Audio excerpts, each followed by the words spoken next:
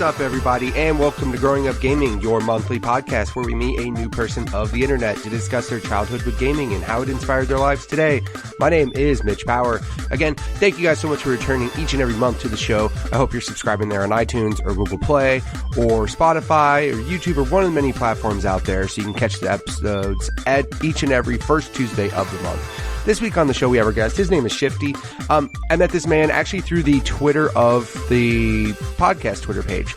I noticed he was a follower. I reached out because I noticed he had not been on the show, but he was following the channel, so he's definitely supporting the show out there. I reached out, asked if he wanted to be a guest, and he was very nice enough to share his time and be a guest on the show. If you guys want to be on the show just like he was, send me a tweet at MitchPower1116 on Twitter or at the podcast Twitter page, which is at GUG Podcast on Twitter. Without further ado, let's get things started with Shifty. Do you remember what initially got you started playing games? Was it a family member? Was it a friend? Was it some kiosk you saw at the store? Like, what was it that got your interest started?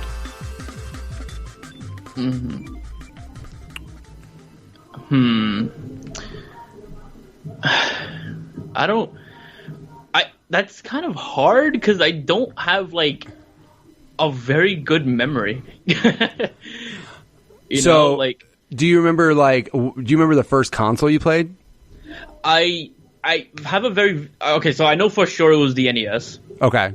But I think, and I could be totally wrong, we're getting my memory way off, but I think what it was that I played the NES through a babysitter.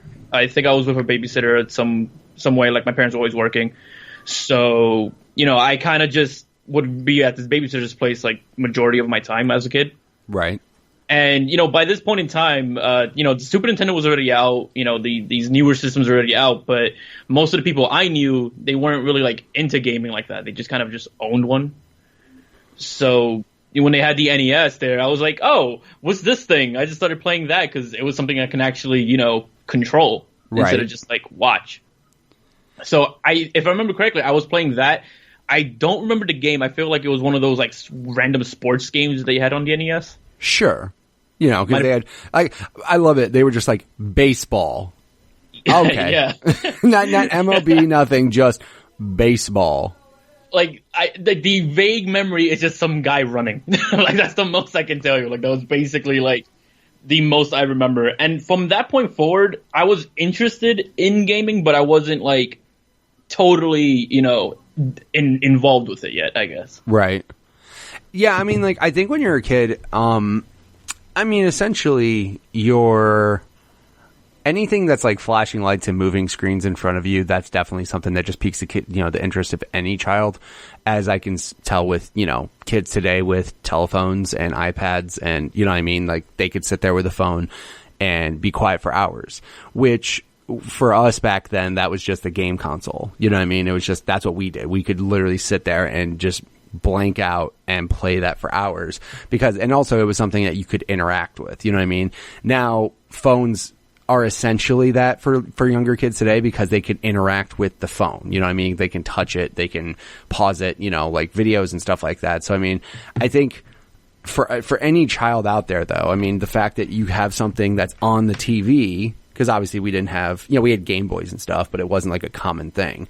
But something on the TV that you could interact with was mind-boggling, like that's absolutely something that any child I think would end up having hours and hours and hours of just sitting there with. My favorite thing too is you said it was at like a babysitter's house, and some people thought the NES was a babysitter because you could literally just put kids in front of it.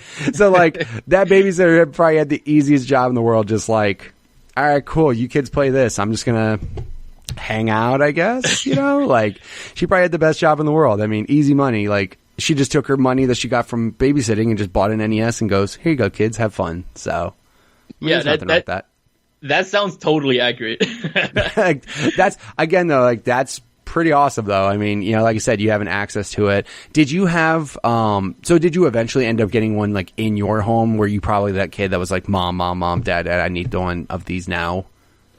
Yeah, it was kind of like I don't remember because again I was like 2 maybe, right? But I was like 2 or 3 years old or something. But I just remember very vague memories of just wanting to play more of whatever that thing was. Right. And then eventually, because I had an older brother who, he did know more of these things at that point in time, he was the one that kind of just convinced my parents eventually to get a Super Nintendo. Gotcha. So then I kind of got more into games because that's when I played like some of my first games that I can actually remember. Right. Being like, Super Mario World, The Link to the Past, that sort of thing. Right.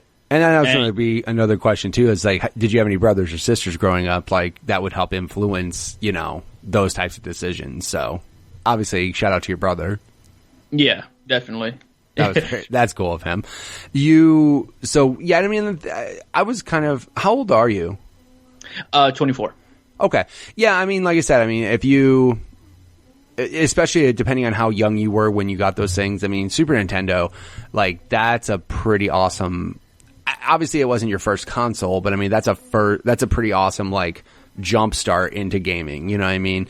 Obviously NES had some good stuff, but like Super Nintendo is where they started getting grander and bigger with the games. Like you said, like Mario World is ridiculous. Like that is such a good game. And even today playing it, it's still good. Like it's still like top notch, hard to like compete against other games good. Yeah, it holds up really well. And I also have like a good amount of memory just figuring out what Mega Man was. Right. Because I remember having friends always talking about Mega Man, but for me, the games I was mostly playing was Castlevania. So it was kind of like a learning experience, like just figuring out like, oh, my friends are also playing games and they like Mega Man and they like, all these other things that I didn't even know was a game. Like for the longest, Sega, I didn't even know existed. Like it just wasn't in your circle. Like you just had like a lot of friends who just had Super, and you just, that's kind of how it was for me, but opposite. Like I knew one friend who had a Super Nintendo, but like all my other friends had Genesis. So like the games we were talking about, like for example, I didn't realize what Mega Man was. I didn't realize what Castlevania was because that shit really wasn't on SNES, or I'm sorry, on Genesis. Like it wasn't an option. I was more talking about Sonic and, Comic Zone and Vector Man and Toe Jam and Earl and, I was more talking about those games, and everybody else, again, I realized that I missed out on a lot of great games during that generation just because Sega didn't have it, but I also had Mortal Kombat with blood, so whatever. How about that was the big thing. Like for me, I also, Mortal Kombat took up like years of my life just because I was like, this is awesome. And again, like if you had a Super Nintendo, it was fun, but obviously people on Genesis got the better end of that. But, I feel bad though, because like, yeah, the Super Nintendo, like the SNES Classic came out and I'm looking at that. I'm like, dude, those are some like the best games ever. So. Yeah. And it was kind of like the, system, like the NES, I played a good amount of its games, and I like a lot of the games on there, but I think Super Nintendo was just kind of like that childhood defining like experience, I guess, because it just, a lot of the series that I still love to this day, like my first time playing those experiences were on that system, Right. Yeah. And like I said, especially if you're at a very impressionable age, right? Like obviously that younger age, like it depends, right? Because for example, for me, I never had I would be into something for a short period of time, but then I would quickly get out of it.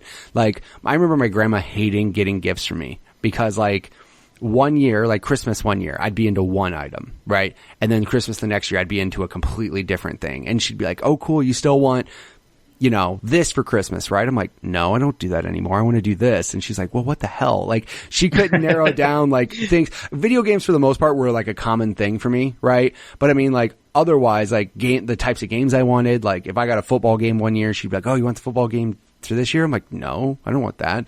So, I think just depending on the age that you're in, especially, like, if that's your sole, like, hobby and everything, that can be very impressionable. Especially, though, it's not like you played a bad console either. It's not like you were like, I had a TurboGrafx 16, not saying there's bad, not good games on it, but like if that was your console you had during that growing up time, you would have missed out on or not had the same attachment to some of those franchises you have now. Right, yeah. And I think and I know like for a lot of people like the Nintendo 64 wasn't like super popular, but for me it has like some of my favorite games ever made on there. So like I guess you could look at it as like Super Nintendo was the system that made me go like, oh, cool, I like games. And then Nintendo 64 was like, okay, now I'm like a big fan. Like I'm really dedicated to gaming at that point, you know? Yeah, like I can understand that. Like I think for me, because I'm older than you are, but for me it was NES basically. Like as soon as I got to NES, I was like, okay, video games are a big part of my life. Like I really enjoy these. I enjoy there's not a part of video games I did not like at that point in time. So I was like all in on it. Even though I had other hobbies, I would still go back to video games regardless. So, how were your parents growing up when it came to gaming? Were they were they encouraging of it, or were they like, this will rot your brain, this is a waste of time? Like, do you remember how your parents were around video gaming? They were pretty, I don't think they paid much mind to it, actually. Because growing up, I was playing games that I probably shouldn't have been playing. Well, of course. Parents didn't know about blood, gore, and all those things until later on. Yeah, but even then, I think around maybe the PlayStation 2 or the Xbox, era or so, they kind of understood that was a thing. But they just didn't really see, I guess you could say, they were one of the few parents who believed that there was no correlation between the violence in the game and the violence in life and whatnot. Right. So they didn't really care. I grew up playing Doom, Mortal Kombat. I played a lot of the Grand Theft Auto, for example. I just played pretty much anything that looked interesting to me. I was playing it already. And it wasn't until the N64 and PlayStation era that I started realizing how crazy some of these games can get. For sure. Conker's Bad Fur Day being a big oh my god, that's one of the worst examples. That game is next level. That game is, it's again, it's cartoon, because people don't think of video games at that time. People are like, video games are animated, they're fun, not Conker swearing up a storm and all that crazy shit. Right, and I had Mortal Kombat 4, and then when Castlevania kind of went to the PlayStation, because I think Nintendo had that whole cartridge thing going on at the time. When that happened, I was like, okay, well, I'm not missing out on Castlevania. I love Castlevania, so I'm gonna get a PlayStation. And then that's when I started playing Metal Gear Solid, and play PS2 had GTA and stuff. So it's kind of I guess that was the bridge to that side of things, and I guess. No, I mean, and when it comes to, as long as your parents were, when it comes to parents and gaming and the whole violence and all that stuff, because unfortunately there's a lot of bad things that are happening in the world, and a lot of very I'm trying to think of the nicest way to say this, uneducated in the gaming space people are just assuming that violent video games cause all this violence and all this stuff. What's funny is what they don't realize is people buy games in Japan and South Korea a lot, and there's not all this violence elsewhere. So obviously violence in video games and violence in real life don't have a real correlation. But unfortunately, you grew up, I think obviously my mom was very concerned, and what's funny is she wasn't concerned until it was on the news, when Mortal Kombat was showing you straight up pulling a spine out of a person. She was like, you shouldn't play these games. And I'm like, Mom, I'm not going to kill a person. I know that that's a bad thing to do. I'm not a psychopath. I know that these are all things that are fake and not real. Just like if I watch a violent movie, I know not to go shoot people after I go watch John Wick shoot 1,000 people in a movie. If it's all obviously per person and per parent and stuff like that. There's certain games that I don't want my kids to play, not out of necessarily it's you're shooting people, but it's you're shooting people and they fall into pieces. Gears of War. That is next level violence that I'm hey, I'm not saying you can't play this, but I want you to just hold off a little bit, please. Certain games, and also sexual, for example, my son will never play Grand Theft Auto until he's old enough. I'm sorry. Grand Theft Auto is just overall in general, it is an adult video game. Just every part of that video game is an adult video game. Now, that sounds very hypocritical because as a kid, I was playing games like that. But at the same time, I want him to be mature enough to understand things that are happening in the game. And that's all there's games though he plays Fallout, he plays Dishonored, he plays Apex, Black Ops 4, like, he plays shooting video games. But at the same time, I'm like, yeah, I mean, you dealing meth while smacking a hooker and killing a motorcycle gang, I'm like, yeah, that's a lot all at once. Or, the paparazzi mission in Grand Theft Auto 5 where you have to, like, go find the chick blowing a dude and then chase, like, it's just like, all right, that's a lot. Like, I don't want my son looking at all that. But at the same time, like, he's asked me, he's like, hey, Dad, like, am I old enough to play this? And I think about it, I'm like, yeah, you're good. And, as long as you are parenting your child, as long as you're not letting a video game tell them what's right and wrong, then you shouldn't have a problem. Obviously, you turned out fine. You didn't, like, murder people. And, I mean, at least I don't know that you've murdered people. But I'm assuming you didn't murder anybody, because of a video game. Right. I mean, I didn't exactly go out and do some crazy shit, basically.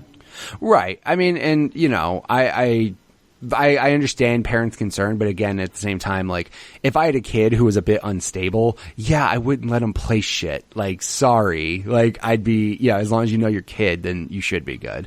But it also, too, were your parents, like, did they ever limit time on it? Did they ever, like, obviously I would assume, like, as of every other kid, if you got in trouble, punishment was no video games, correct? Like, was that pretty much a given? Yeah, that was a thing. There wasn't really, like, a time limit. Like, they never really told me, like, oh, you can only play for 2 hours on the weekdays or something like that. Like, the only thing I had was that once it was time for bed, it was time for bed, and that was it. But what I did before that time, I could have, if I wanted to, I could have played a video game for like 6 to 7 hours.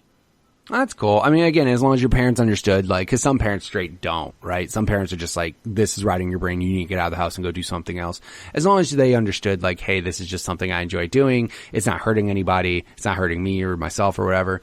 Then, it's cool that your parents were like that. I know for sure my parents weren't very strict with me playing games. And even if they were like, get outside and go do something, I would just go to my friend's house and play video games. So, I mean, Right, yeah. I can definitely see that, yeah. Right. My parents are just very lenient, and for the most part, as long as I was doing what had to be done, they just didn't really care how I spent my time. That was basically just like the idea. And that's what I've told my kids over and over. Like, my kids do have a time limit just because I want them to, like, do chores and, like, interact with their family once in a while. So I'm like, hey, they're like, what do I have to do to get unlimited time? I'm like, you have straight A's. I can't yell at you for anything. Like, if you have straight A's, you will have unlimited time as much as you want, and I'll have no time limit on when it's on, off, hours. I don't care. Like, you can play as much as you want. But again, that's literally the peak of what I can ask you to do. I just want you to do well in school. And if you can show me you can do well in school, then I don't care how long you play. But watch what happens if you get F's and then I take away all your stuff, because that's exactly what I would do. Yeah, and that was a thing. Like, I remember my GameCube being taken away at one point. And that was probably just the saddest thing in the world for you. Did you, and you had mentioned you had friends that also played games as well. So, I mean, obviously this is before the awesome internet happened, when you can just stay in your house and play, games with your friends. Would you go over their house often to do, I'm assuming, like, we would have like 4 guys stay at my buddy's house and just play, Mortal Kombat until like 5 a.m. until our eyes were bleeding. Like, we would stay up all night. Do you remember anything like that?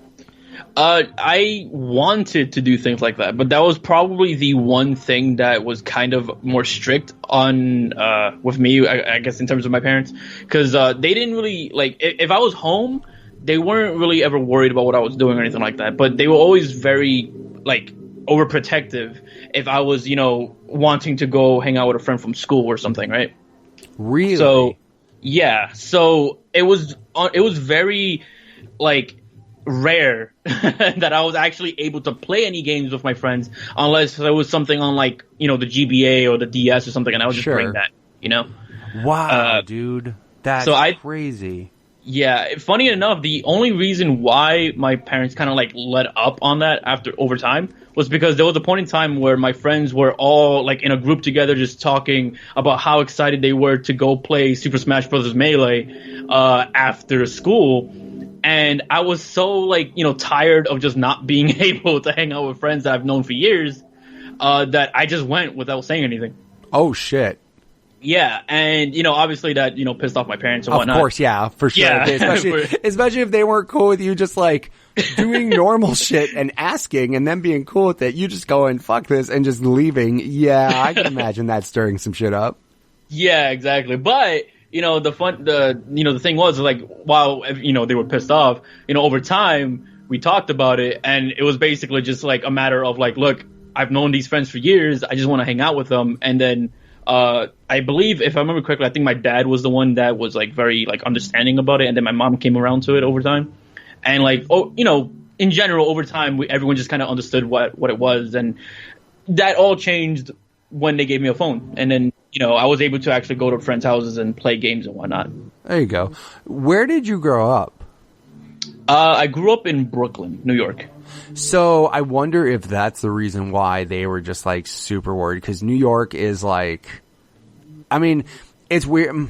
I'm trying to think about that, because like, were they just scared something was going to happen to you? Were they just scared you were going to get kidnapped or some shit? Like, what? I wonder what their big fear was of you playing outside of the house. I'm assuming that's what it was, because even when I was like starting to able to like hang out with friends like from school and whatnot, right? They still wanted it to be like with only friends I've known for years, and they wanted to be on good terms with their parents and that sort of thing.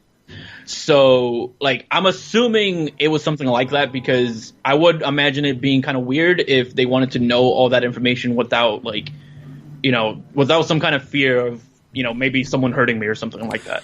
Right. And I mean, so what's crazy for me is like where I grew up in Rockford, Illinois, which is like an hour and a half from Chicago. It's a big dump. Don't go there. But where I grew up, I had like a neighborhood, right? And I had like boundaries. Like, you can go from this street to this street to this street to this street, and that's it. Like, if you go any further than those streets, you're in trouble, basically. So like, I had a core group of friends that lived in that neighborhood that I could just basically freely go any one of those houses, and my parents didn't really give a shit. Like, I went over my buddies' houses all the time. Like, it was actually quite rare if I stayed at my house to play games, just because like my buddies would have, we would take turns getting new games and shit. So like, one buddy of mine his birthday's in August or something, and we'd be like, cool, you get this game, we'll go over your house and play. Another buddy's birthday's in like November. Cool, we'll go play your game when you get this new one. Obviously, Christmas break, everyone is getting all sorts of new shit. But like, I had like a certain boundary where if I left that boundary, my parents would be like, what the hell are you doing? Like, why are you going so far away from the house? But dude, my parents did not give a shit. They were just like, in these boundaries, you are fine. Like, nothing's going to happen to you. We pretty much know everybody in this area. So, you know what I mean? Like, obviously there was certain place. My favorite part is like, back then, it felt like there was the weird house, right? Which now that house is a pedophile's house. But like, back then it was just like, that guy's weird. Don't fucking go to his house. I'm like, oh, okay. Like, just stay away from that guy's house. Perfect. Now, of course, we have maps where we could check sex offenders. And I don't know if that dude was or not, but I remember my dad just flat out looking at me going, you don't ever stop at that house. Got it? I'm like, oh, okay. Okay, Dad. I don't know why. Wow. Yeah, he gave me a look like, I don't ever want to see you in front of that house. You got it? I'm like, done. I'll stay away from that house forever, Dad. Don't worry about it. I imagine I left quite the impression. For sure, yeah. Like, and I mean, especially when my dad was like pretty, for the most part, being playful and shit and being joking around. But then he gave me that dead serious look like, don't you ever go to that house. I'm like, got it. Never, don't worry about it. But now I get it, because like, now so many parents are so concerned over like what's going to happen, like people are worried about kids like walking from school, and of course like the internet and the news, and like now you just hear the worst stories from everywhere because the internet exists, like, yeah. I'm under the impression that bad things happened. However, we didn't always know of all the bad things that were happening, because like if something happened in some random ass city, like a girl attempted to be abducted or whatever, before the internet happened, you didn't hear about that shit like across the country. You know what I mean? Like, it would just be like a local thing that happened there. It would be on the local news there, and that's it. But now that the internet is existing and information spreads so easily, one story like that can get to somebody else on the other side of the country, and then they get scared. And now it's just like that fear. And now I'm in the same boat where I'm like, my daughter, I mean, my kids have phones now, so I'm like, I'm right there with your parents though. As soon as they got phones and I could like essentially track them on their phones, I'm like, I trust you. Like, I know you're going to bike there. You'll be fine. But yeah, dude, like, it's just kind of crazy that nowadays, I mean, the thing is now kids don't have to leave their house for shit, dude. The internet exists. Like, you can just play games online. What do you need to go to your friend's house for? Yeah, exactly. And, it's funny, too, because I did have experiences where I did, play with friends. But at the time, because of that restriction, we were kind of just like conditioned to use my house or like my apartment as like this sort of like HQ almost. Nice. Because because everyone else had the ability to, leave their places and just go hang out if they wanted to, but I didn't. So because I was the only one that didn't have that ability, everyone just came to my place. Which is a cool thing, because I mean, especially if you had like, and I mean, my buddy's house was the same way, right? Like, I had one friend's house who was like the hub of where we all hung out all the time. So, I mean, that's cool at least too, though, because I mean, at least you had people come over to your house. It wasn't just like, you just weren't able to leave the house, but a lot of people would at least come and hang out with you, though. So, I mean, that's cool.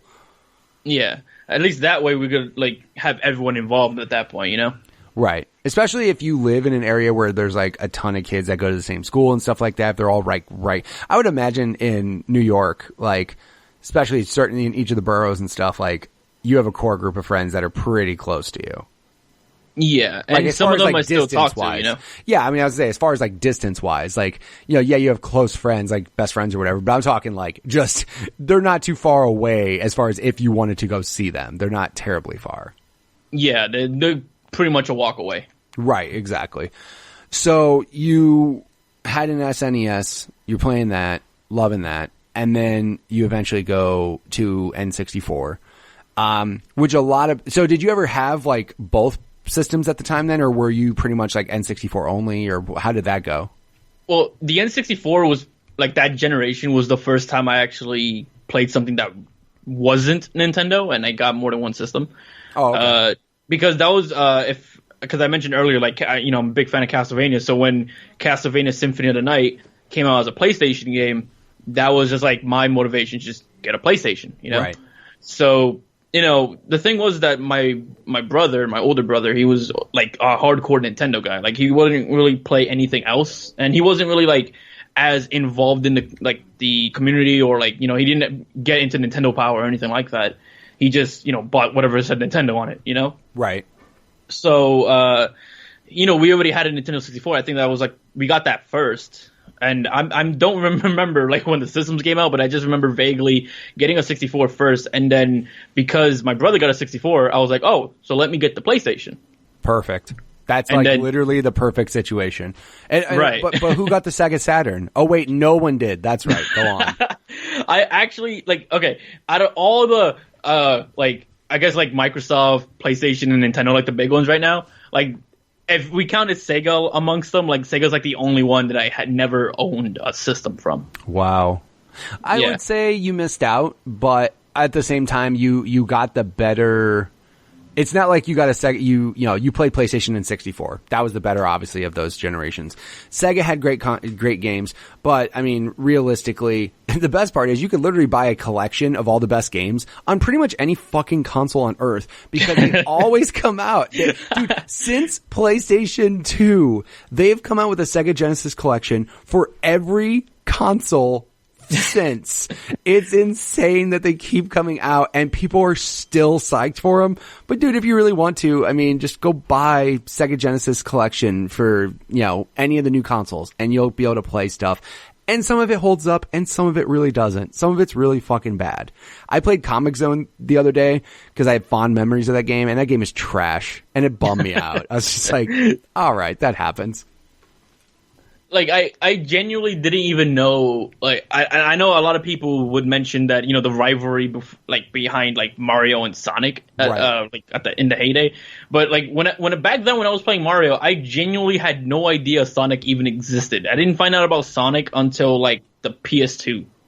That's funny. Like, it's almost just like Sega wasn't even a thing in New York or in Brooklyn. No one had a Genesis. No one even knows what that was. Like, I'm sure there was like, because I met people down the road that like, played Sega almost exclusively. But like when I was growing up, like everyone I knew was just on Nintendo. Right. It was either Nintendo or when PlayStation came around, you know. Exactly. Yeah, and that's what I think, because like a majority, like a core group of my friends all got the same thing, so we can essentially like share games with each other and shit, right? So like we would all get PlayStation or Genesis, then we all went to PlayStation, and then like PS2 is where it started dividing up, where like some of us were getting Xbox, some were getting PS2 and stuff, but like, dude, like, and then you'd have that one I remember like my buddy was just like, "Hey, you want to stay at night at my house?" I'm like, Do you have a PlayStation? Like, what do you have game wise? Because I'm an asshole kid, and that's all I cared about. And I was like, what games do you have? And he's like, I have a 64, and I'm like, 64. Got it. And then he's like, I have No Mercy. I'm like, let's go. I don't care. Let's go play WrestleMania. Let's go play No Mercy. Because like, I always had one friend though that tended to have the opposite of what I had. So it was cool to have like a breath of fresh air every now and then. But at the same time, I was like, I don't need to own this, because if I ever want to play that, I can go over to his house and play it. And he felt the same way coming to my house. Cool thing in your case, you had both in the house, so. Right, yeah. And there was like, I think that it was kind of similar to what you mentioned with the PS2 era, where like most of the people I knew pretty much had, you know, the same thing. I mean, like everyone on the planet apparently had a PS2, but. Yeah, it sold like 150, 60, 70 million consoles or some stupid number. Yeah, and you know, I obviously had a PS2 as well, but then I had if I remember correctly, I had a PS2 and a GameCube, and then I had a friend who had an Xbox. So it was kind of like, that's how I got to play like Halo and whatnot. Right. Yeah, but dude, like that was the console. I think when that happened, it sounds bad because like no one fucking owned a Saturn. Like no one owned a Saturn. No one cared about it. Dreamcast was like the saddest thing in the world because it was like so awesome for its time. Like it was more advanced than any other console at the time. It had all these cool ideas that eventually just went to other consoles. But like, dude, like I remember, I don't think I know anyone who owned a Dreamcast like before they went cheap and sold cheap. You know what I mean? Before they like discontinued them.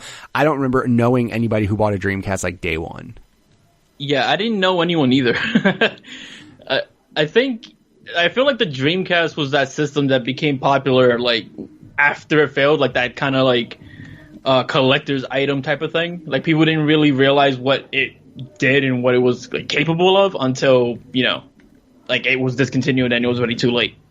Yeah, that's real shitty. Like, how shitty is that? That like, apparently, I think it was like after a Christmas or something. Like, I think I remember reading up or something on like, if it didn't do well like this particular Christmas season, then they were done. Like, they just knew they were done. They couldn't do it anymore. And then like, how shitty is that to like have all these people go like lose their shit, buy Dreamcast when they go discontinued? Like, hey, where the fuck were all you people when we were trying to stay in business? Like, where were you guys and like loving all these games when we were trying to like not shut the doors down? That's like, you know, going to a restaurant that's closing going, man, this is my first time here. Like, thanks a lot, asshole. If you had come here before, maybe I wouldn't be going out of business.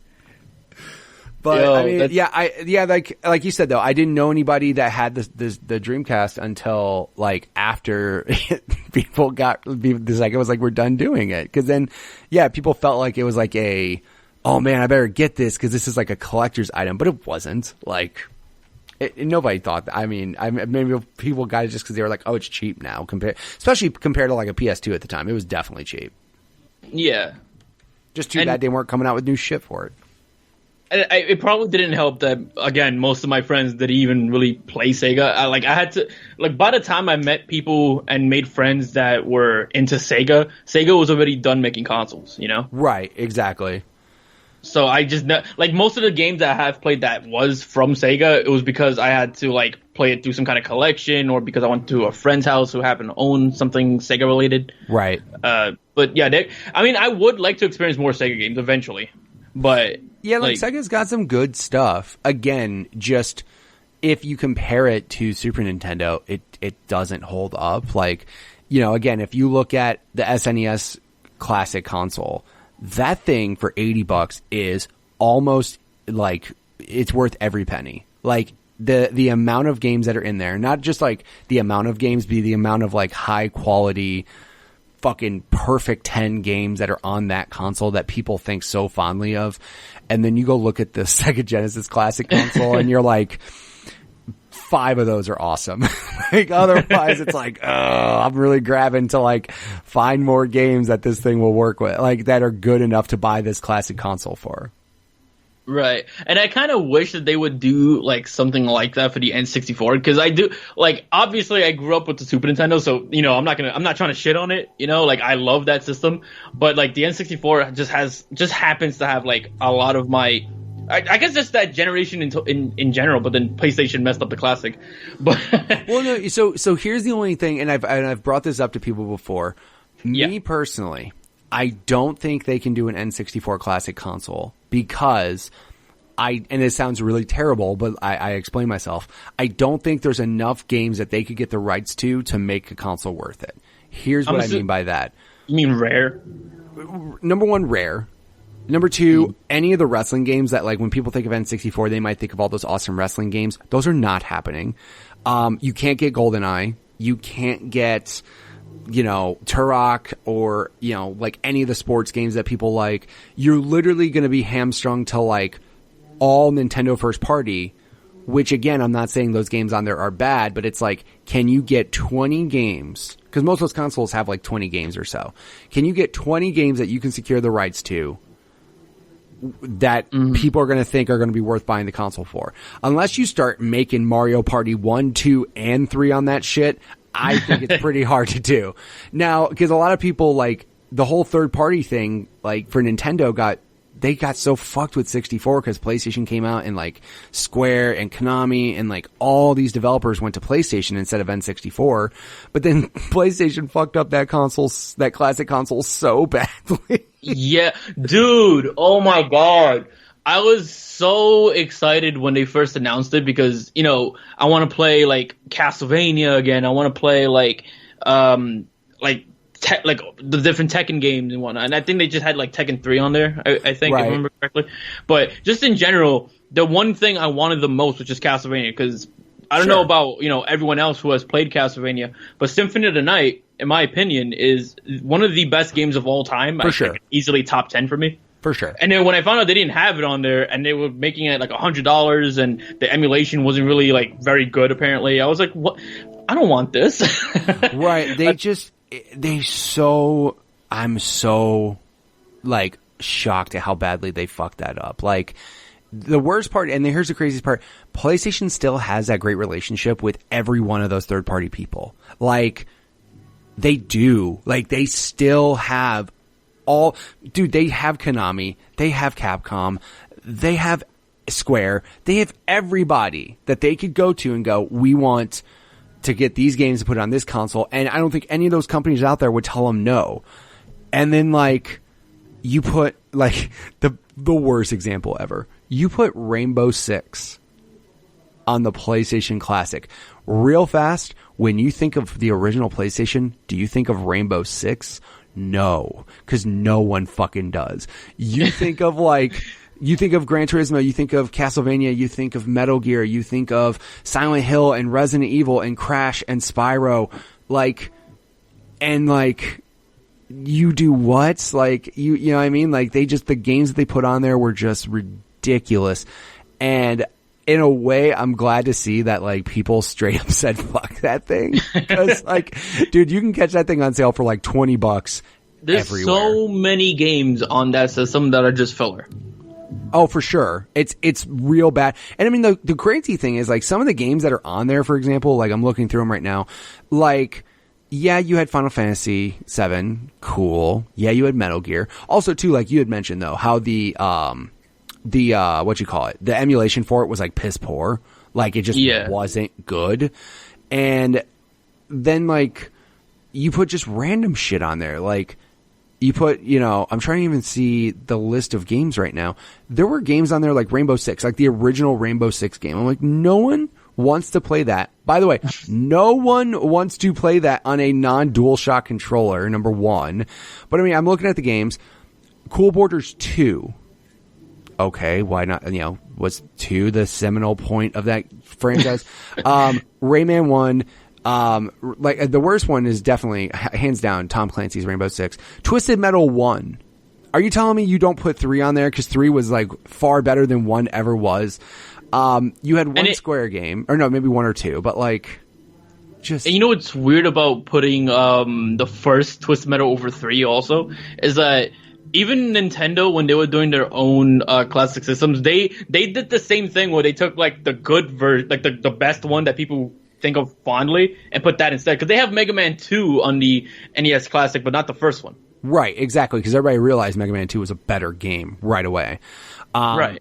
I mean, you know, Destruction Derby. Yeah, that's what I give a fuck about when I want to think PlayStation. Like, that's just so. The only game they put on that whole thing that I was like, good for you guys, was Intelligent Cube, which is a puzzle game that like not a lot of people remember, but it was awesome. And it is actually hard to find. Like, it is actually a rare PlayStation game. Like, I remember for a while that game complete would sell for like $80 to $100. Like. When that got put on there, I was like, great. That gives people an option to play that game that is otherwise expensive to do. So good for you guys. Otherwise, I was hating everything else on that list. I was just like, this is stupid. You really didn't put Castlevania Symphony of the Night on there? You really didn't? That was the number one thing I wanted out of that system. That's like, for me, that's the PlayStation defining game. Right. I mean, like, I think Final Fantasy VII and Metal Gear, those two for sure. Yeah. Resident Evil 1 Director's Cut. Like, I'm not saying Resident Evil 1 isn't good, but like 2's pretty friggin' awesome. And I think I like 2 better than 1. They did have Tekken 3. They had Siphon Filter. By the way, no DualShock. Also, why no DualShock? Seriously? No DualShock. It's just dumb. Yeah, that system was a wreck. I mean, if anything, like, if they somehow managed to come out with an N64 like classic, like, I get why they wouldn't be able to, because like you said, Rare and GoldenEye and whatnot, like, I get it. Like, I've said the same thing too, you know. But if it was somehow possible, that'd be great. Because there's a part of me that kind of just wants to play Smash on like the 64 game. For sure. Because that game was that, and I think Mortal Kombat 3 was probably like my first. No, actually, no, that's not true. Killer Instinct. Yes. Was some of my first fighting game, like, introductions. So yeah. I hold Killer Instinct and Smash, like, very highly for myself.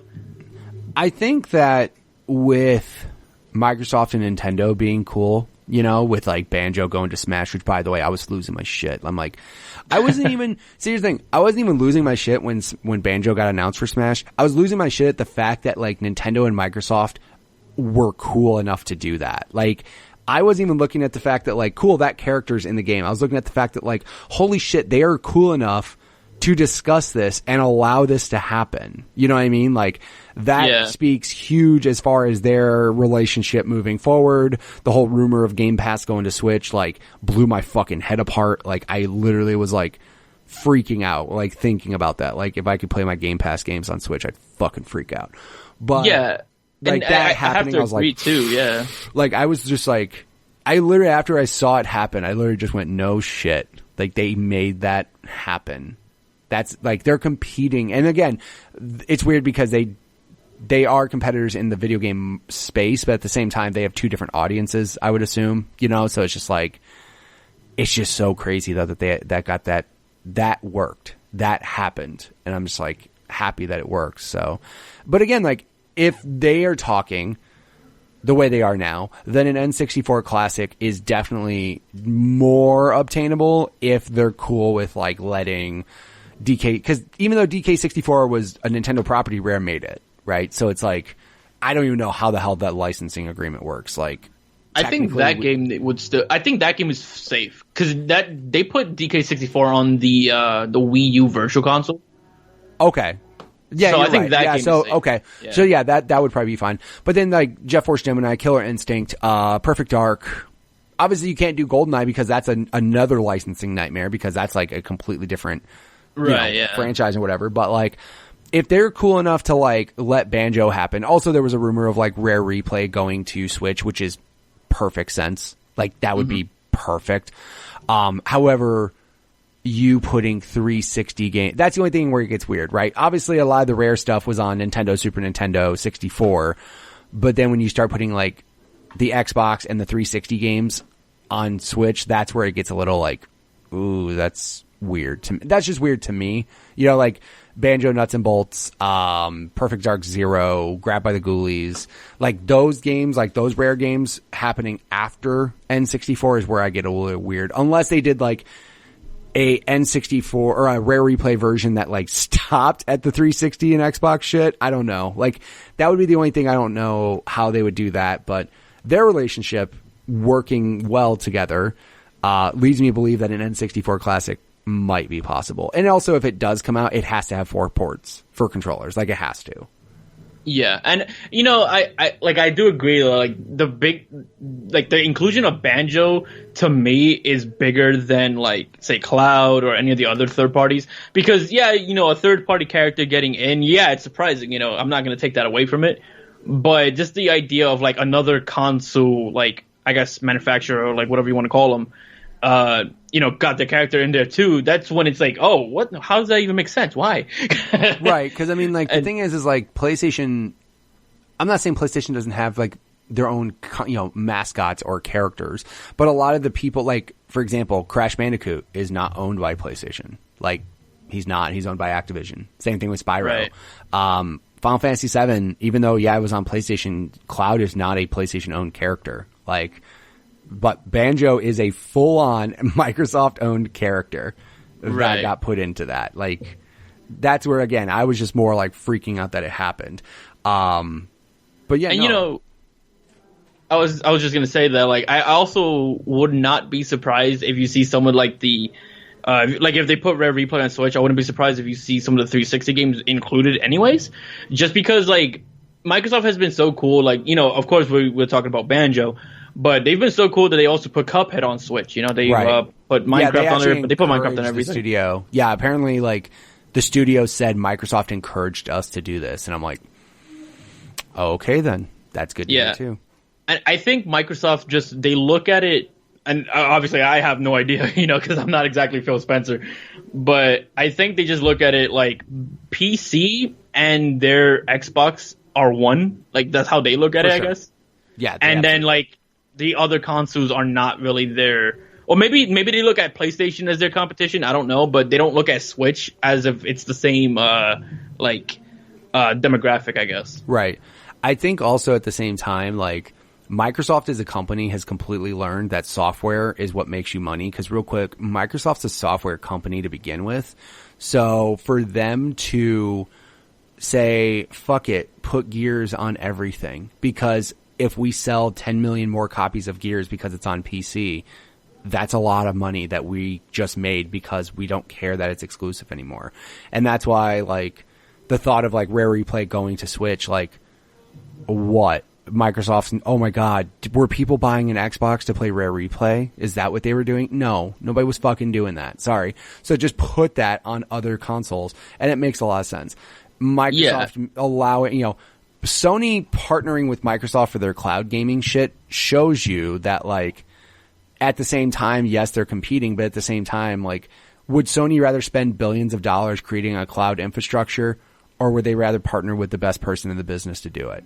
And that's what they did. Like, you know what I mean? Like, when it makes business sense, like, who gives a shit about fanboys and competition? Like, dude, that article when that came out, like, Sony and Microsoft partnering together for cloud. I remember, like, I imagine every, like, fanboy's head on both sides just fucking collectively exploding. Like, what did I just read?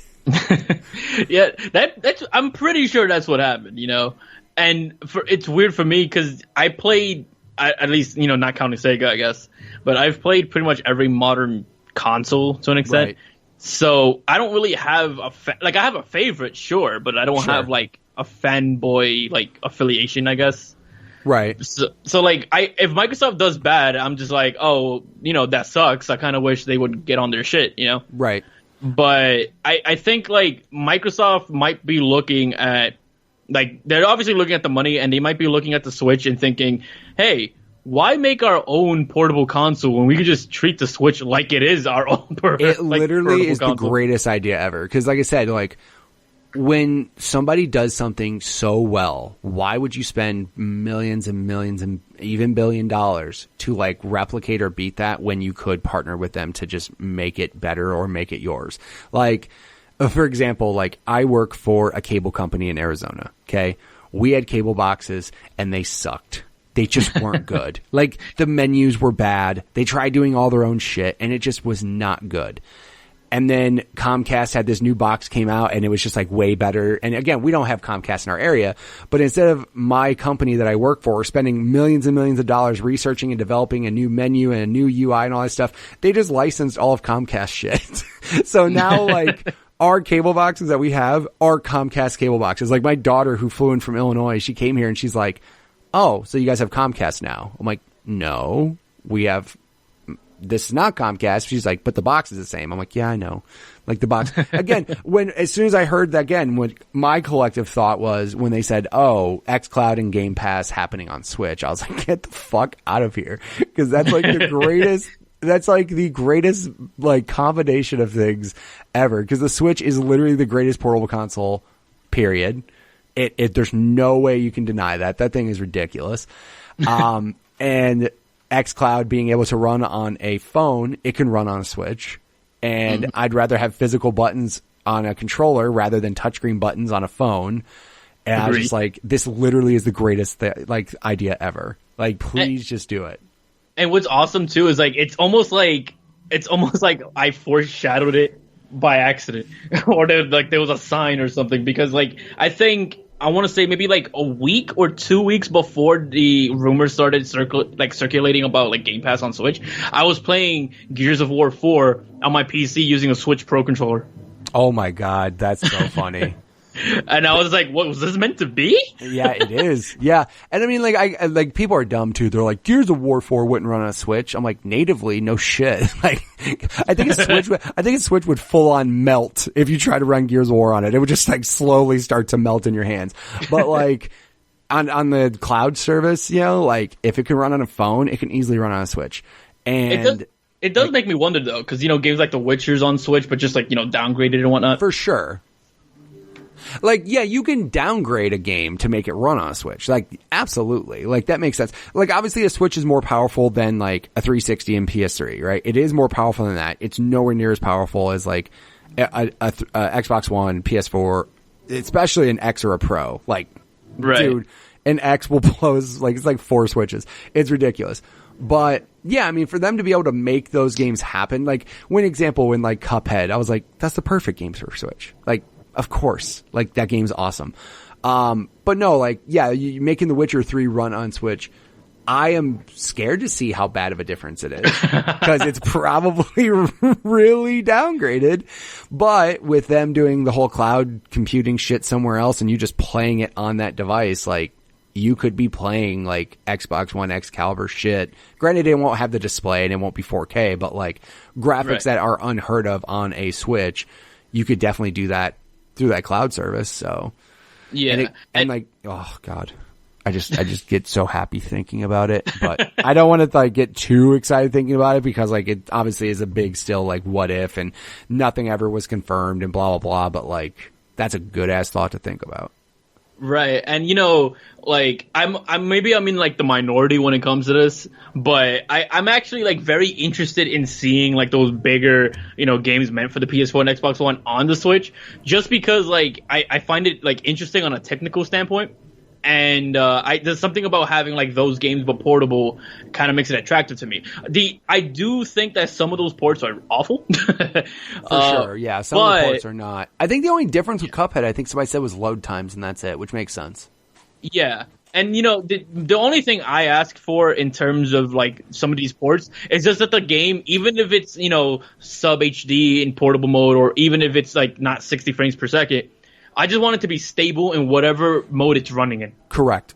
That's all. So, like, I would much rather take stability over 10. And, like, that's why I never got pissy with, like, the graphic settings. People, when Xbox and PS4 first came out, Xbox One, PS4, it runs 1080 and then runs 7. I'm like, I don't care. Does it run like shit? Is the frame rate okay? Is it stable? Like, that's all I really care about. Does the game crash every 5 seconds? Because that's not cool. Yeah, exactly. Like, I owned the Doom from 2016. I own it on Switch, and I also own Mortal Kombat 11 on Switch. And, like, they're pretty stable. Like, they don't, like, yeah, they're not, you know, 1080p, 60 frames per second, but they're not exactly, you know, often dropping in frames. Like, they don't drop below like 20 frames or anything like that. They're pretty much 30 frames the entire time. And, you know, they're stable. Like, they're still fun for me to play, and I still have fun playing them. My favorite review, and it's about as good as I could expect, was my buddy Mike, who has, you know, I've known him for a while. He was talking about playing Doom on Switch, and I was like, yo, how, you know, because I've played it on Xbox and it ran awesome and it looked great. I'm like, how is it on Switch? And he said the best thing. It's not bad. I'm like, that's all I need to hear. Like, I don't need to hear it looks like shit. It doesn't run as. He's like, it's not bad. It plays well. I'm like, perfect. That's as good of a review as you could say, because Doom was already awesome. And if you can play a not bad version on the go, that's good. You can't shit on that, really. Exactly. I've actually had like this, like opinion that kind of goes back. Sorry. I've had this kind of like thing I've always said on my YouTube channel a lot when it comes to games like Mortal Kombat or Doom on the Switch. And it's typically like, if you want this game on whatever console you want it on, whatever platform you want it on, it's always just a battle of what do you like more? Do you want your graphics or do you want your portability? Which one do you value? And depending on the answer, that's the version you get. Right. Like, and I mean, like, it's to be people who cannot understand the trade-off of like, do you want to take this with you? Like, that's your trade-off. Do you want to take this with you? Or do you want to sit in front of a 4K TV with HDR and be blown away by graphics? Or do you want to play this shit on the train instead? Like, pick one. Because, and again, people are like, it doesn't look as good on the Switch. Yeah, no shit. You are literally taking that thing in your backpack with you. Like, real fast. Yeah. Take an X and a 4K TV on the train with you and see how you do, bitch. Like, shut up. Like, you're playing on the go. I'm also shocked as hell. Doom Eternal apparently is going to come out on Switch day and date with everything else, which Bethesda, for the most part, all their games have come out like after, which is kind of shitty, you know, like, but literally everything he says on here, it's day and date with all the other consoles. So good for them. Right. And, you know, it's funny because, I've had people, like, I remember when Mortal Kombat 11 came out, like, I bought it on, because I own it on both Xbox and Switch. Right. And I've had people, mention, like, oh, why did you buy the Switch version? What was the point of getting the Switch version? It looks ugly. It's this and this and that. And it's mostly, like, I can't lab the Xbox version on the train. Like, I can't, exactly. I can't practice my main, while I'm on a plane flight somewhere.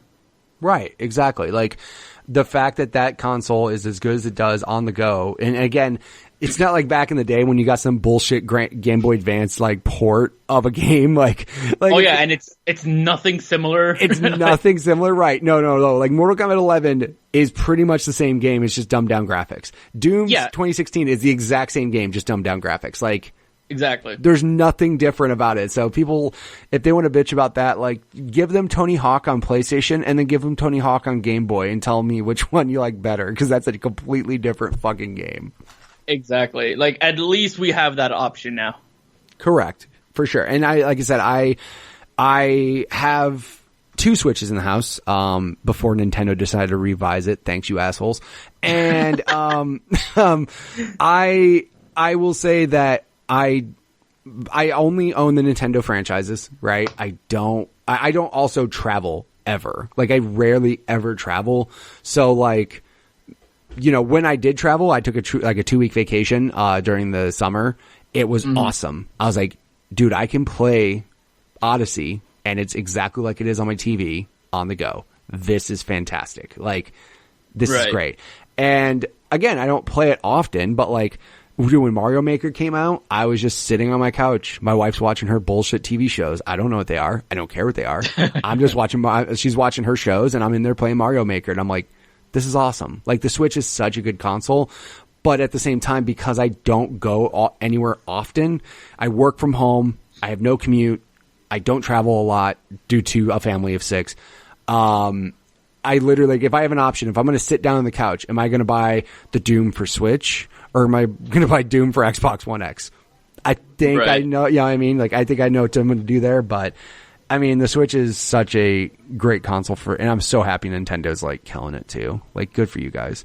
Except for fuck you for redoing the Switch, because God, those new ones are cool. Are you talking about the battery light. revision or the light? The battery revision's like, that's cool. I mean, the battery on it's like not horrible, but any better battery life, nobody should complain about that.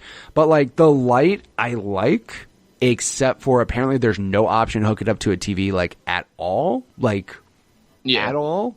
And in a way, I'm like, oh, that's kind of crappy. But at the same time, my son is looking at his 3DS like, this thing is going to be useless if we get a Switch Lite. I'm like, yeah, kinda. Like, kinda. It is cool. And again, though, Nintendo likes to do special edition consoles, which just fucking tug at my heartstrings. And I'm like, yeah, that Pokemon one's kind of cool. God damn it. Like, but again, I have 2 Switches. I'm not trading them in. I'm good. I got my 2 Switches. They're not bad. The batteries are fine. I'll just keep playing those.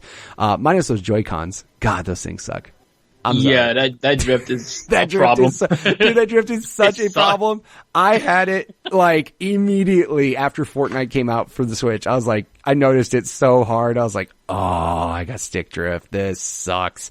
I just bought new Joy-Cons. Like you know what I mean? I was like, cause I didn't even, they were way out of warranty. I didn't think Nintendo would fix it. And now Nintendo's all about fixing Joy-Con drift. I'm like, okay, cool. But as far as it goes with your history, which we go on tangents like this, it's fine. So you went PS2, GameCube. You were playing Xbox at your buddy's house and stuff like that. When it came to PS3, 360, Wii generation, did you like stick with PlayStation still, or did you go to 360 like a lot of people did? That was the first generation that I just outright like abandoned PlayStation. Yeah, it makes sense.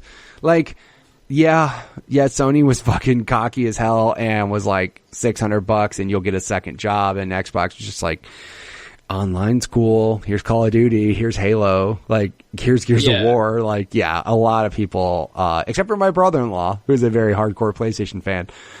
He was the only person who didn't go 360. Everyone I knew went 360. Like, everyone did. Yeah, and it also helped that, like, since I didn't own an original Xbox, I just played, like, a lot of the games through a friend. It was kind of like that mysterious third option that I was always enticing because I liked Halo and all that, you know? So I pretty much just owned an Xbox 360 and a Wii during that time. And I never really, there was never really a time where I wish I had a PlayStation 3, because the era of PlayStation that I really found, you know, the most entertaining is when they were making, you know, like Sly Cooper, Jack and Daxter, and that kind of thing. Right. And then when they went to the PS3, they kind of like shifted focus in a way to being more like, you know, like those cinematic like third person games. Right. And, you know, I like those games, but they weren't like enough of a, like, I didn't find them enjoyable to the extent that made me go like, okay, I want a PlayStation for this. Yeah, I mean, I ended up, here's how much I hate life. I ended up buying a PlayStation 3 with the hopes of Kingdom Hearts 3 happening on the console. Let's just put it that way. Guess what? That never happened. I literally bought the console thinking Kingdom Hearts 3 will come out, and it'll come out on PlayStation because it's not going to come out on Xbox. The other ones didn't, so I'll buy it for that. Lo and behold, I ended up buying it for my Xbox, which is so goddamn stupid. But no, PlayStation 3, here's the best part. If you skip PS3 and went to PS4, you just played the best PS3 games. Like, all the remasters that they did on PlayStation 4 of, like, Uncharted, Last of Us, Jack Collection, Sly Collection, like, it's perfect. Like, if you miss anything on that console. And it's similar to what Nintendo did for the Switch and Wii U, which is, like, real depressing because like no one bought a fucking Wii U. But there were so many good games on it that like died because no one bought the console. So like for them to turn around and start deluxing everything, I was happy as shit. I was like, yes, please do that. Please bring over Mario Kart and Captain Toad and Donkey Kong and Mario Wii U. Like, bring over all of those, because like those were all fun games that just unfortunately were on a bad console. So yeah, I didn't hate them at all for doing it. I was so happy they did it. And what's weird too is that like the whole 360 era of gaming for me was just more or less like that era. I was majority of the time on my Xbox because I was not really big on the PlayStation 3 games that were happening, because the only time there was only like 2 games I was interested in on the PS3, which was Persona 5 and the Kingdom Hearts collections, and then both of those came to PS4. They sure did. I just never bought a PS3. I was like, I'm never buying this. I don't need it. So, I got a PS4 down the road. But and then on the Wii side, I like a lot of Wii games. I just didn't like the motion controls at all. And for a lot of games, they kind of forced it. For sure, yeah. That's the part that unfortunately sucks about preserving games, like going digital. Like, they have to rework Skyward Sword or Twilight Princess or Galaxy. Like, they have to rework those games if they bring them back to work on a controller. Right. And, I again, another, ironically, another top 10, game of mine is, Xenoblade Chronicles on the Wii. Right. And I love that game. It's one of my favorite games of all time. But the Wii, for me, is probably one of my least favorite Nintendo consoles. Yeah, I mean, obviously it sold 100 million consoles because grandma could swing it for tennis. Like, yeah, that's the reason why that thing. And I feel Nintendo completely abandoned their hardcore audience because they were starting to have Wii Music and Wii Fit and all that, games that the people that made Nintendo didn't give really a shit about. Right. Dude, you look at those E3 conferences during the Wii U time, you see a bunch of bullshit and you're just none of this I care about. Where's Metroid? Where's Zelda? Where's Mario? Where's anything cool? And then Wii U, they did the same thing like Sony did with PS3. They were just hot shit and they were like, we can do this. And they weren't in touch with what their audience wanted. And then finally Switch happened and then now they're back on track. So good for them. Yeah. And it's weird. I owned the Wii. I was one of the few people who owned one. Oh, I did too. Yeah, I owned one. I got one as a bundle from work or something through a point system. I was like, Mario Kart looks amazing. Let me please play that. Yeah, I got a Wii U and I just enjoyed the Wii U more than the Wii, primarily because, yeah, they had those motion games and that side of them, but they were never pushed on you. They were optional games, Right. They weren't shoving it down your throat like they were with the Wii. You could play Mario Kart 8 just normal controller. You could just play it, they weren't forcing. Granted, I know Mario Kart on Wii, they didn't force it on you either, but I'm just saying, the games more or less relied not solely on motion controls. It was just, there was in every Wii game, not every Wii game, but a lot of Wii games, they just kind of, if there was something they could have easily done with a button, they tend to try to replace it with a motion control. Right.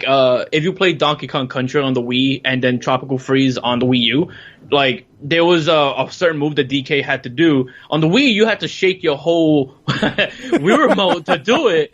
And then when you play Tropical Freeze, all you do is press a button. Right. And it's just that's so much easier. It's so much I'd easier. rather do that. Yeah, I mean, I get them trying to make it happen and trying to make it work and all that stuff, but at the same time, I remember looking at the back of, when I had my Wii, I remember looking at the back of games, praying to God I saw a regular controller. You know, on the back it would tell you, what you needed. Did you need a Wii remote? Did you need a nunchuck? Could you use a Pro controller? I remember looking at the back of every game, please, please, please let me say I can just use a regular fucking controller with this. Nope, Wii remote nunchuck. Awesome. Guess this will be fun. But you're right though. When the Wii U happened, even though it didn't sell as much, even though Nintendo didn't have the push on it, they still went back to traditional controls.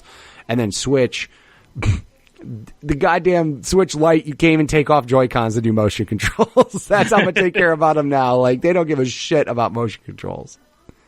Right, and it's I don't hate the Wii because again they had a lot of games I liked. They had Metroid Prime 3, even though it wasn't as good as the first two, but they had it. They had Zelda on there. They had No More Heroes, Xenoblade. Galaxy. They had Mario Galaxy. The Wii had a lot of really good games. It's just that because they forced motion control so much, there are a lot of games that I just don't feel like going back and playing again. For sure. No, I completely agree with you. It just sucks. And like I said, the problem is for them to have to go back and make those games happen on the Switch, they have to redo the controls entirely. How do you, all the pinpoint shit, I remember when Skyward Sword, when they had the Wii Motion Plus, to have to do all that shit now, you would have to, it's not just as simple as porting it over and making the buttons work. It's literally reworking mechanics of the game to not have motion in them anymore, which is real shitty. Yeah. And I don't know. like I like the Wii to an extent, but it's definitely one of my lesser favorite systems from them. Yeah, I mean, again, it's not, like I said, it's not as big of a deal now. Obviously, Nintendo's kind of learned their lesson. I think everybody did with motion controls, except for VR, where it makes absolute sense. Like, that's where it makes sense, is with VR. Nobody, dude, the other day, Fortnite had something saying, hey, Microsoft people, unplug your Kinects because it's fucking up the game right now.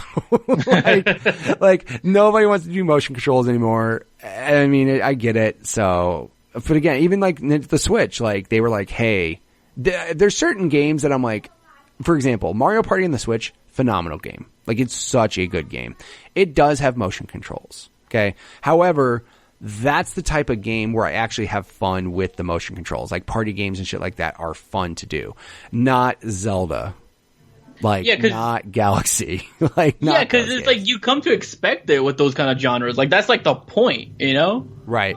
Exactly. So obviously nowadays your history is, do you pretty much have, what do you do now? Well, now I play pretty much primarily Nintendo Switch. Like, that's like my number one system. I've been, since the N64, I've been like a massive fan of Super Smash Brothers and Zelda. So, I've 100%ed Breath of the Wild on my Switch. I 100%ed Mario Odyssey. I've 100%ed Super Smash Brothers Ultimate. So, how long did it take you to do Zelda? About 300 and something hours. Like, dude, my son has put like 200 hours into that game, and I'm like, how? But then I was like, yeah, I've played and beat it, and I was like, yeah, I get it. Just, dude, that's so much. That's so much time. And you get Breath of the Wild 2 within 2 years or something. Like, have fun. And I'm probably going to 100% that one. Yeah, I was going to say, have fun doing it all over again. My God. Oh, man. So Switch, but Switch now, and then what else? Or is it just mostly Switch? These days it's mostly Switch, but I do own the other consoles. I do own a PS4 and an Xbox One X. Nice. Most of the time, if it's not the Switch, I'm on my Xbox, because the majority of my friends that I know, personally over the years, they play on Xbox. Correct. And I own a PS4. I bought a PS4 specifically for Persona 5. Makes sense. But I played it and beaten it already, so every once in a while I'll go back to it. But I haven't. That's probably my least played of the three systems. I would say, probably mine too, because I probably put more time into Zelda and Mario, and I probably put more time on my Switch than my PS4. However, like, not shitting on PS4 because they got some great games. It's funny because, like, Persona, I've never played a Persona game. Heard they're great. Never played one. But like Horizon is incredible on PlayStation. Uncharted are great. Spider-Man is literally the best superhero game I've ever played. Period. Like, it's fucking ridiculous how good that game is. I will say it is better than Arkham. Any of the Arkham games, I don't care. Like, that game is so good. And it's funny because, like, I'm primarily Xbox as well because my friends play there, but also I just prefer the controller. I prefer the ecosystem. Like, but literally the last 2 years, my game of the year has been a PlayStation game. Like, Horizon's such a good game. Spider-Man's such a good game. Like, and if I look up, I own Kingdom Hearts, like, I'm a huge Kingdom Hearts nerd, so I rebuy like every version. So if I look at my PS4 games, literally all of them are Kingdom Hearts, and then I have like Spider-Man. That's it. Like, everything else is on Xbox. I would say, like, I haven't beaten Spider-Man or Horizon Zero Dawn yet, but those are pretty much like, because I mentioned earlier I'm not really big on like the third person cinematic games, but those two I do like, because I think with those it's just because like they're more open world, and I've always been really big on open world games. For sure, yeah. So like linear games that are very story focused, I guess I just don't get as into as I would hope. I will say, as you get older and you have more responsibilities and you have less time to play games, they become a lot better. Like, I remember like when I was younger and wasn't working as much and I didn't have as many kids or as many responsibilities, like, I could be up all night playing Gears 4 or Gears of War 2 or 3 or Call of Duty, a Call of Duty 4, and like just all night, whatever. Now it's just like, cool, all my buddies have jobs and kids and families. So it's like, dude, I don't mind a single player game at all. Like, I am so down for like a 10-hour narrative, I'm like, yes, that sounds great. Let's go do that.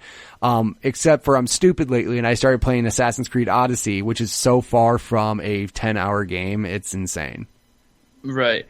Yeah, like I think the game as of now that I have the most time into is actually Smash Brothers on the Switch, Ultimate. Right.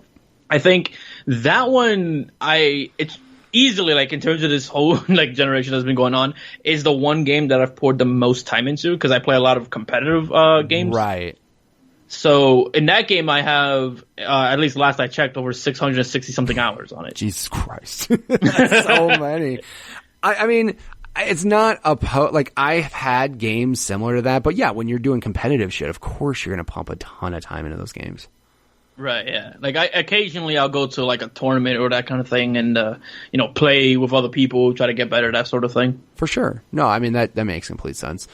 So, yeah, I mean, cuz I don't play competitively. Like I remember me and my buddies were like super good at Gears. My buddy and I were really good at Halo. I've been playing a lot of Apex cuz that game has caught me. Like I just love everything about that game. But no, I mean, like there's games that and my son, I think he's put like 300 hours into Zelda.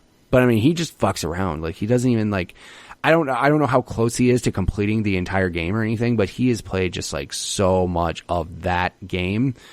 And as far as it goes with me not having time, I try not to put too much time into like one game just because I want to experience a bunch of shit.